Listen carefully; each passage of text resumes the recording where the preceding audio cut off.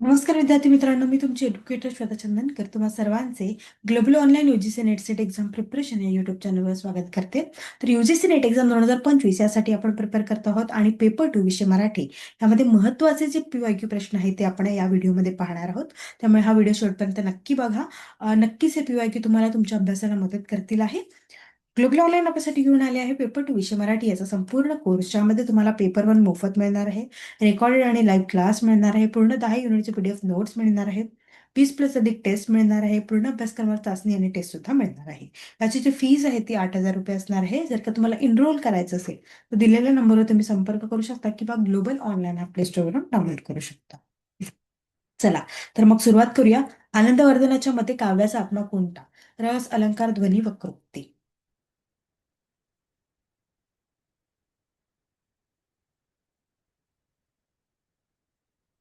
सांगा बघू. तर आनंदवर्धनाच्या मते ध्वनी जे आहे ते काव्याचा आत्मा आहे. ठीक आहे. तर 9व्या शतकामधील आनंदवर्धन आहेत हे काव्यशास्त्रातील सर्वात महत्वपूर्ण सिद्धांत असून व्यंग्यार्थ म्हणजे सुचवलेला अर्थ ही काव्याची आत्मा ते मांडतात आहे. तर हा सिद्धांत वाच्यार्थापेक्षा सरळ अर्थ आहे. ध्वन्यालोक या ग्रंथात त्यांनी रसात्मकतेला काव्याचे प्राण मानलेले आहे. व्याख्या आनंदवर्धनानुसार जे ते शब्द आणि वाच्यार्थ स्वतःला गौण करून एका अर्थाला प्रकाशित करतात त्याला ध्वनी आपण म्हणतो आहोत.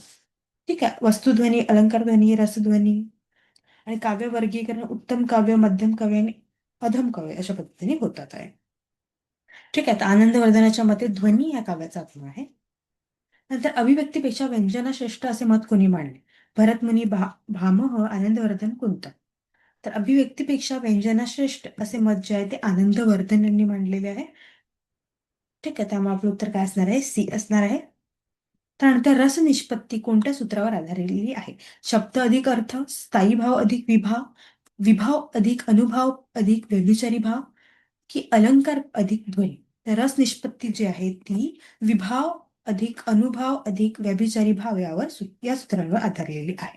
ठीक आहे. त्यामुळे आपलं उत्तर असणार आहे सी.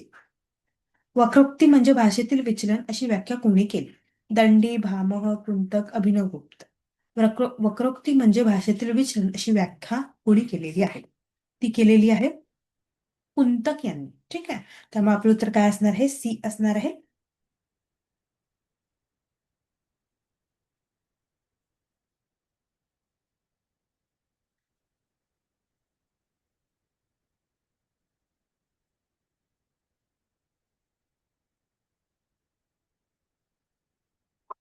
अलंकार काव्याचा आत्मा नाही असे कोणी म्हटलंय? भामह, दंडी, आनंदवर्धन, रुद्रट. तर अलंकार काव्याचा आत्मा नाही असे म्हटलेले आहे आनंदवर्धन यांनी. त्यामुळे आपलं उत्तर असणार आहे सी. त्यानंतर अर्थालंकार आणि शब्दालंकार यातील मूलभूत फरक कोणता? छंद, अर्थातील बदल, रस, काव्य गुण. तर अर्थालंकार आणि शब्दालंकार यातील मूलभूत फरक जो आहे तो अर्थातील बदल याचा आहे. ठीक आहे. त्यामुळे आपलं उत्तर असणार आहे बी. त्यानंतर रसास्वाद कोणाला प्राप्त होतो? कवी, पात्र, वाचक, प्रेक्षक, समीक्षक. तर रसास्वाद जो आहे तो वाचक आणि प्रेक्षक यांना प्राप्त होतो आहे. ठीक आहे. त्यामुळे आपलं उत्तर काय असणार आहे? सी असणार आहे. शांत रस स्वतंत्र रस असे कोणी मान्य केले? भरतमुनी, आनंदवर्धन, अभिनवगुप्त, कुंत. शांत रस स्वतंत्र रस आहे असे कोणी मान्य केलेले आहे? हे अभिनवगुप्त यांनी मान्य केलेले आहे. ठीक आहे. त्यामुळे आपलं उत्तर असणार आहे सी. त्यानंतर साधारणीकरण ही संकल्पना कोणाशी संबंधित आहे? ध्वनी, रस, अलंकार. साधारणीकरण ही संकल्पना जी आहे ती रस याच्याशी संबंधित आहे. ठीक आहे. त्यामुळे आपलं उत्तर काय असणार आहे? बी असणार आहे. त्यानंतर नवकाव्य चळवळीची मुख्य वैशिष्ट्य कोणती? सांगा बघू.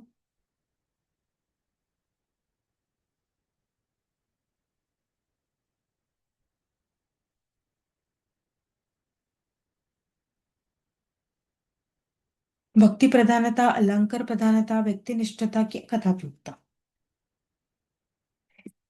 तर नवकाव्य चळवळ जी आहे ती व्यक्तिनिष्ठता आहे. ठीक आहे. त्यामुळे आपलं उत्तर काय असणार आहे? सी असणार आहे. तर मराठीतील नवकाव्य चळवळ जी आहे साधारण 1945 ते 50च्या दरम्यान सुरू झाली होती.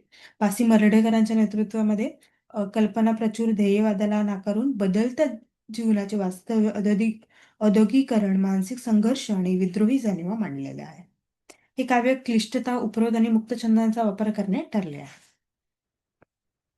बासी मर्ढेकरांच्या कवितेचे वैशिष्ट्य कोणते? भक्तिभाव, साधी भाषा, बौद्धिक गुंतागुंत, लोकजीवन. बासी मर्ढेकरांच्या कवितेचे वैशिष्ट्य जे आहे ती बौद्धिक गुंतागुंत आहे. ठीक आहे, त्यामुळे आपलं उत्तर काय असणार आहे? सी असणार आहे. त्यानंतर साहित्य समाजाचे प्रतिबिंब ही संकल्पना कोणत्या दृष्टिकोनाशी संबंधित आहे? सौंदर्यवादी, समाजवादी, रूपवादी, अस्तित्ववाद. तर साहित्य समाजाचे प्रतिबिंब जे आहे ती संकल्पना समाजवादी दृष्टिकोनाशी संबंधित आहे. ठीक आहे, त्यामुळे आपलं उत्तर काय असणार आहे? बी असणार आहे. त्यानंतर कोसला कादंबरीचे निवेदन ग्रंथ कोणते आहे? कोसला कादंबरीचे निवेदन तंत्र कोणते आहे? तृतीय पुरुष, आत्मकथन, पत्ररूप, सपाटून. तर ते आहे आत्मकथन. कोसला ही भालचंद्र नेमाडे यांची 1963 साली प्रकाशित झालेली मराठी साहित्यातील पहिली अस्तित्ववादी आणि आधुनिक अभिजात मानली जाणारी एक गाजलेली कादंबरी आहे. ठीक आहे. आणि लेखक भालचंद्र नेमाडे ज्ञानपीठ पुरस्कार विजेते आहेत. नायक याच्यामध्ये पांडुरंग सांगवीकर, जो खानदेशातील एका खेड्यातून पुण्यात शिकायला आलेला आहे. ठीक आहे. आधुनिक अभिजात म्हणून ती ओळखली जाते. भालचंद्र नेमाळे यांच्या लेखनाचा वैचारिक केंद्रबिंदू तो कोणता? जागतिकीकरण, देशीवाद, अध्यात्म, स्त्रीवाद. तर भालचंद्र नेमाळे यांच्या लेखनाचा जो आहे तो देशीवाद होता. ठीक आहे, देशीवाद. त्यामुळे आपलं उत्तर काय असणार आहे? बी असणार आहे. दलित साहित्य चळवळीचा मुख्य प्रेरणास्रोत कोण? महात्मा गांधी, ज्योतिबा फुले, डॉक्टर आंबेडकर, शाहू महाराज. दलित साहित्य चळवळीचा मुख्य प्रेरणास्रोत कोण आहे? ते आहे डॉक्टर बाबासाहेब आंबेडकर. ठीक आहे, त्यामुळे आपलं उत्तर काय असणार आहे? सी असणार आहे. नंतर अनुभवाची प्रामाणिक अभिव्यक्ती हे कोणत्या साहित्य प्रवाहाचे तत्व आहे? भक्ती, नवकाव्य, दलित साहित्य, रोमॅन्टिक. तर अनुभवाची प्रामाणिक अभिव्यक्ती जी आहे ती दलित साहित्य प्रवाहाचे तत्व आहे. त्यामुळे आपलं उत्तर काय असणार आहे? सी असणार आहे. ठीक आहे. अशा पद्धतीने आपण काही महत्वाचे प्रश्न पाहिलेले आहे, PYQ प्रश्न. मला खात्री आहे ते तुम्हाला अभ्यासाला नक्कीच मदत होईल. जर का तुम्हाला एनरोल करायचं असेल तुमच्या बॅचमध्ये तर तुम्ही दिलेल्या नंबरवर संपर्क करू शकता किंवा ग्लोबल ऑनलाईन प्ले स्टोअरवरून डाउनलोड करू शकता. खूप खूप धन्यवाद.